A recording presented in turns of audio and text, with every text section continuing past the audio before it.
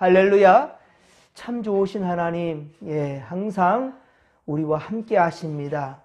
우리가 주님께로 향하는 그 발걸음에 항상 주님은 복을 더해 줄 줄로 믿습니다. 어제부터 내리는 비는 지금도 좀 내린 것 같고 오늘까지도 계속해서 내릴 것 같은데요. 비가 내리니 좀 무더위는 조금 한풀 좀 꺾이는 것 같고요.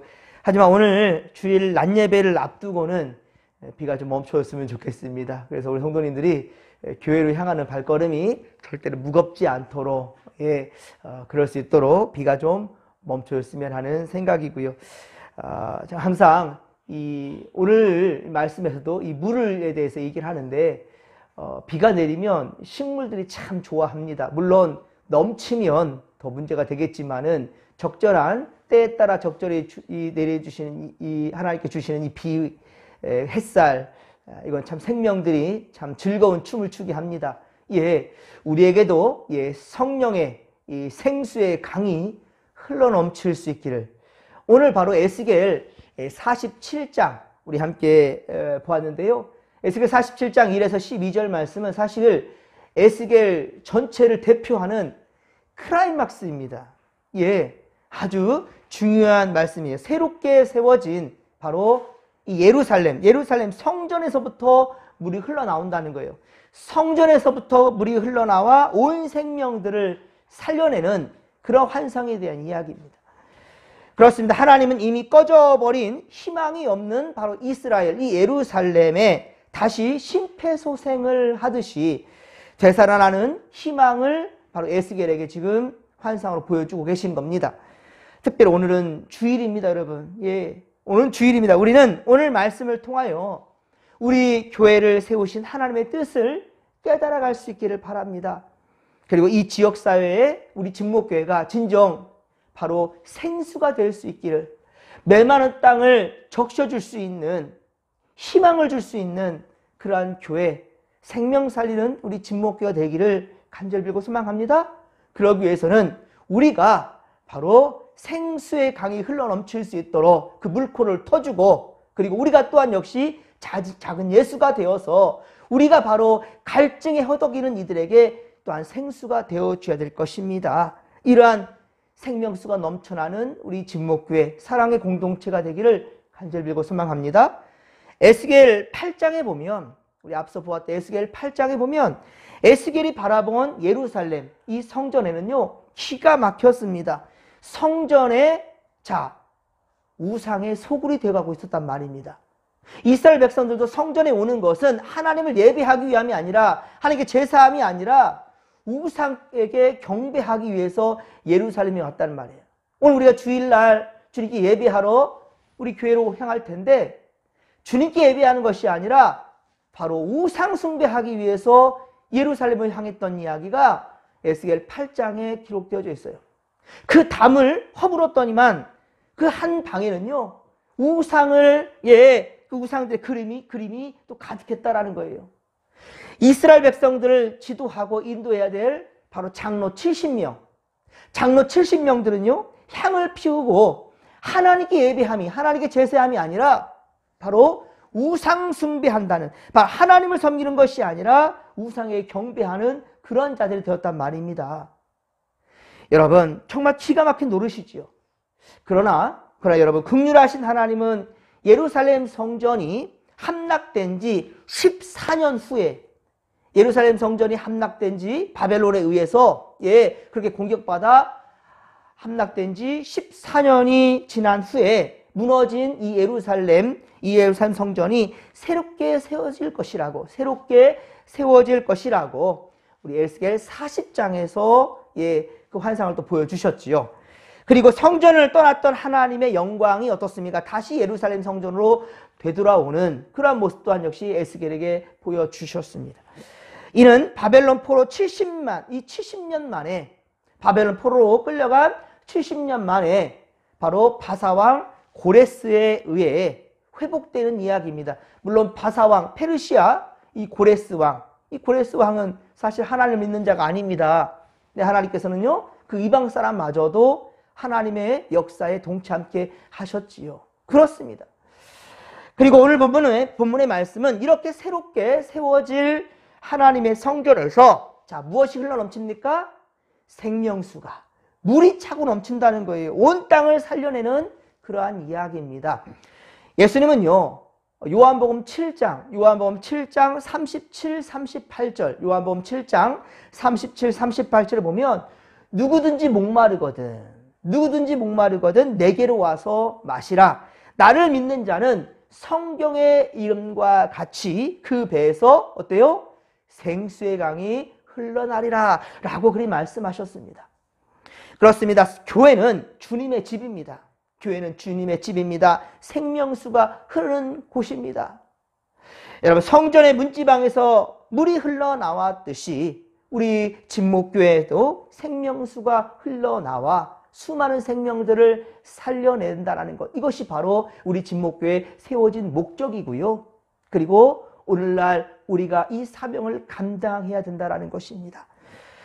성전 문지방에서부터 흘러나온 물은 점점 불어나게 됩니다. 처음에는 3절에 어디였습니까? 발목까지 물이 찼어요. 발목. 그렇죠? 그리고 4절에 보십시오. 어디까지입니까? 무릎까지. 예, 무릎까지 차올랐고 이후엔 어디까지입니까? 허리까지 물이 차오릅니다. 발목부터 시작하더니만 예, 무릎과 이제 허리까지 물이 차올랐어요. 예. 그리고 점점 더 물이 이렇게 불어나게 되는데 5절에 보십시오. 5절에 보면 어떻습니까? 이제 이 강을 건너지 못할 만큼이나 건너지 못할 강이 될 정도로 물이 차고 올랐다라고 그렇게 성경은 말씀합니다. 이것이 바로 성령 충만이에요, 여러분. 이것이 바로 성령 충만함이요 성령의 역사란 말입니다. 지금 우리 성령 강림 저를 지금 계속해서 보내고 있습니다. 이번 주 6번째 주일을 우리가 보내는데요. 여러분, 성령으로 말미암아 성령 강림으로 말미암아 교회는 세워졌고요. 성도들이 변화되었습니다. 예, 천국에 대한 소망이 확실해졌습니다. 예수님 살아있을 때에는 예수님 십자가 매달릴 때에는 천국에 대한 확신도 없었고 비겁하게 도망갔던 자들이었지만 성령이 임하시니 이제 비겁한 베드로도 예, 그리고 수많은 제자들도 전부 다 이제 복음을 전하다가 순교하게 되었단 말입니다. 여러분, 우리가 이 땅에 살 것만이 아니라 천국의 소망을 두고 그리고 우리가 주님 다시 배울 날을 기대하며 믿음으로 살아내야 될 것이고 우리뿐만이 아니라 수많은 생명들을 살려낼 수 있도록 이 생수의 강이 계속해서 흘러나도록 우리는 그렇게 물꼬를 터주는 자들 그리고 구원의 통로요 수로가 되어준다는 사실을 명심하시기 바랍니다. 오늘 보면 6절에 보면 하나님은 에스겔에게 뭐라고 말씀하십니까? 내가 이것을 보았느냐? 네가 이것을 보았느냐? 라고 말씀합니다. 여러분, 우리는 고단한 삶에 있어서도 힘든 인생을 살아간다 할지라도 말씀의 창을 통해 말씀을 통하여서 우리는 하나님을 배워야 된다는 거예요. 하나님을 배울 수 있는 코람디오 하나님 앞에서 진정 주님을 만나야 된다는 거예요. 주님 주시는 새 희망을 보아야 된다는 것입니다. 성전에 오를 때 우리는 절대로 구경꾼이 되어서는 안 된다는 겁니다. 성전 문을 지나 제단 밑으로 우리는 나아가야 된다는 거예요. 예배를 귀히 여겨야 된다는 것입니다. 예배를 통해 하나님의 은혜를 볼 수 있어야 된다는 거예요. 여러분, 예배보자라는 말이 있어요. 제가 여러 번 강조했었습니다, 여러분. 예, 우리 예배 보러 가자라고 얘기를 해요. 예, 예배 보러 가자. 틀린 말이에요? 맞는 말이에요? 예? 맞는 말입니다.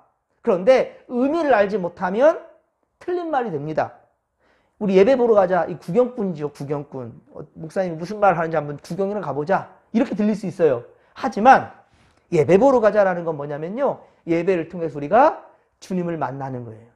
하나님을 배우는 겁니다. 하나님을 만나는 기회가 바로 예배를 통하여서 된다라는 거예요. 그래서 우리가 예배 본다라는 것은 바로 예배를 통해 주님을 만난다라는 거예요. 오늘 주님의 날, 특별히 많은 성도들 좀 비가 내리고 궂은 날씨이지만 최선을 다해 바로 성전 문지방을 받고 들어가서 바로 주님을 만나 배울 수 있는 믿음의 권속들 다 되기를 주님의 인간들이 축원합니다.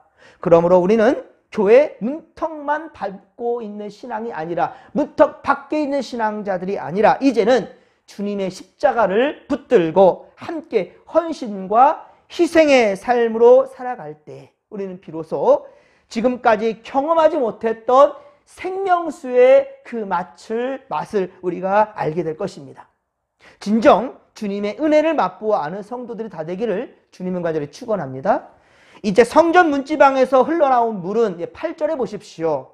성전 문지방으로부터 흘러나온 물은 8절에 보듯이 무엇이 됩니까? 바다의 물이 됩니다. 바다의 물이 되살아나게 된다라고 말씀합니다. 아라바는요, 이 아라바는 사해바다를 의미합니다. 사해바다. 아라바는 사해바다. 이 강물이 흐르는 곳마다 어떻게 됩니까? 물고기가 살아나고요, 모든 생명들이 살아난다라고 그렇게 말씀합니다. 그럼 본문 11절에 보십시오. 사해 진펄과 그리고 개펄은 어떻게 된다라고 말씀합니다. 말씀하고 있습니까? 진펄과 개펄. 어떻게 된다고요? 진펄과 개펄은 되살아나지 못한다라고 말씀합니다. 되살아나지 못할 것이다. 소금 땅이 될 것이다. 소금 땅이. 이것은 형식적인 신앙인 외식하는 자들을 가리키는 거예요. 나만 복받고 나만 잘 되려고 하는 사람들, 그런 자라들은요 당장 행복해 보이는 것 같지만 절대로 행복하지 않습니다. 이기적인 사람한테 사람이 따릅니까? 예, 사람들이 몰릴 수 있을 거예요. 어떻게요? 아부하기 위해서. 예, 그 사람에게 좀 뭘 받아내기 위하여서 콩고물이라도 받아 먹을 줄 알고. 하지만 어떻습니까? 이해관계로 맺어진 그런 관계를 한다면, 그리고 이기적인 사람, 그 사람은 언제든지 우리를 이용할 뿐이에요. 사람이 그에게 친구가 될 수 없다라는 겁니다. 여러분, 이 사해바다 어떤지 아십니까? 물은 들어오는데 나가질 않아요. 나갈 물이 없어요. 어떻게 되는지 아십니까? 바닷물이 염도가 올라갈 수밖에 없겠죠. 이 사해바다에 사람이 빠져 죽을 수가 없대요. 사람이 가라앉질 않는데요.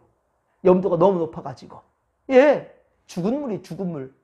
사해바다는 말 그대로 이 소금바다인데 죽은 바다와 같다라는 거예요. 이기적인 자들은 절대로 안 된다는 겁니다. 진펄과 개펄은 되살아나지 않는다.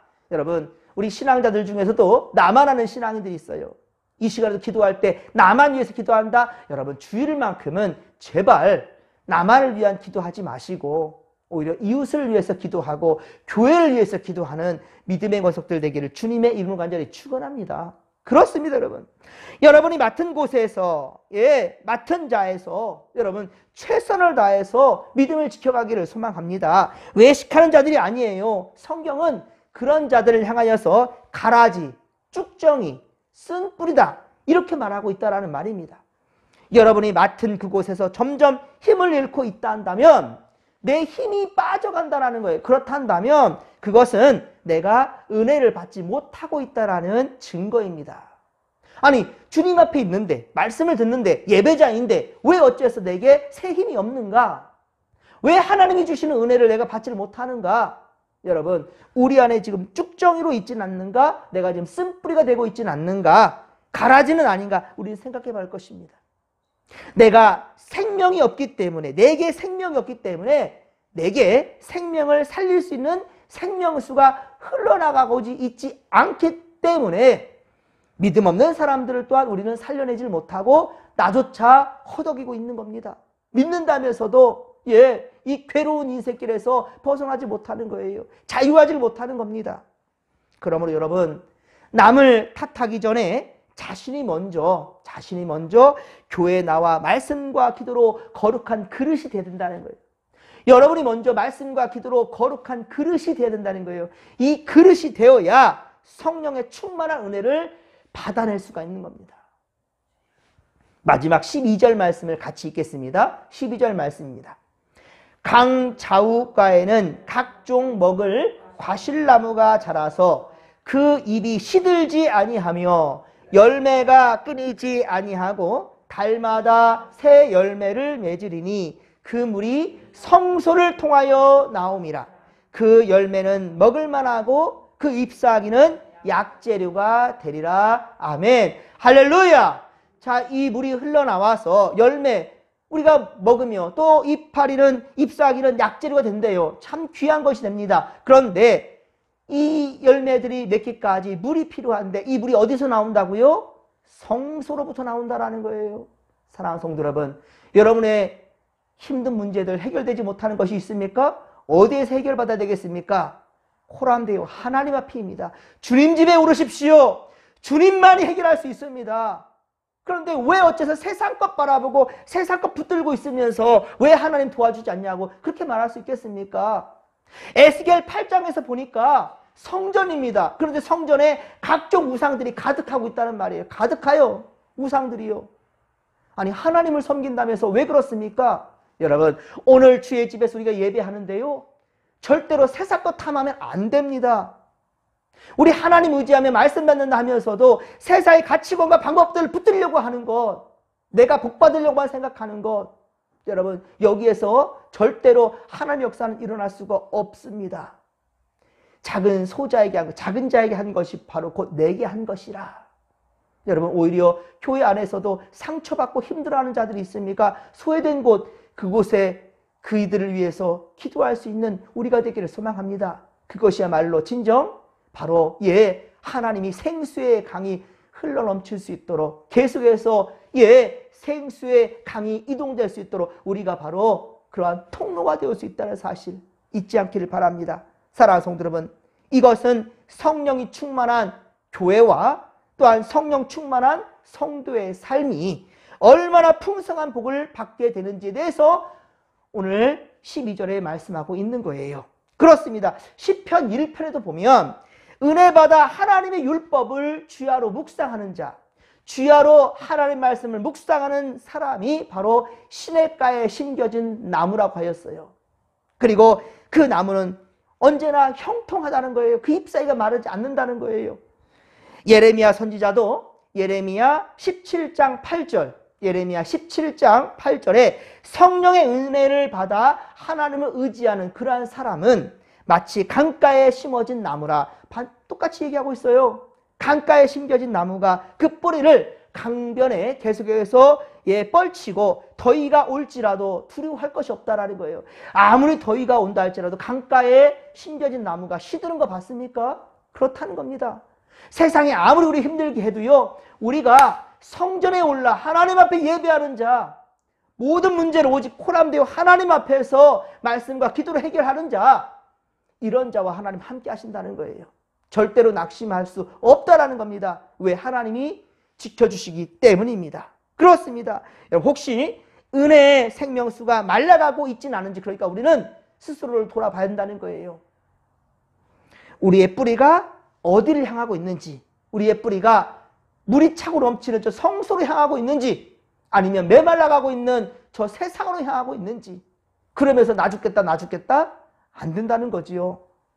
여러분, 우리가 만일 잘못된 곳을 향하고 있다면 돌이켜 은혜의 생수를, 이 생명수를 하나님께로부터 공급받을 수 있는 우리 믿음의 권속들이 되기를 주님의 간절히 축원합니다. 오늘도 그 생명수를 받아 우리가 먹고, 그리고 이 몸에서 생수의 강이 흘러 넘칠 수 있도록 여러분들 더욱더 하나님이 찾으시고 원하시는 그곳으로 향할 수 있는, 교회로 향하는 믿음의 권속들의 발걸음들이 다 될 수 있기를 간절히 빌고 소망합니다. 그리고 이런 은혜가 우리 모두에게 있기를. 특별히 내일은 7월 월삭입니다. 또 성전에서 우리 함께 예배할 텐데 정말로 여러분들 코람되어 하나님 앞에서 말씀과 기도로 새 달을 시작하는 우리 믿음의 권속들 다 되기를 주님의 간절히 축원합니다. 이 시간에 제가 안수기도 할 때 여러분 메말라 죽어가는 인생이 아니라 생명수가 차고 넘쳐 항상 새롭게 소생되는 인생들 되기를 소망합니다. 그리고 그 영향력이 많은 이들에게 끼칠 수 있는 그러한 여러분들 되기를 소망합니다. 주여 삼창 부르며 기도하며 나갑니다. 주여, 주여, 주여.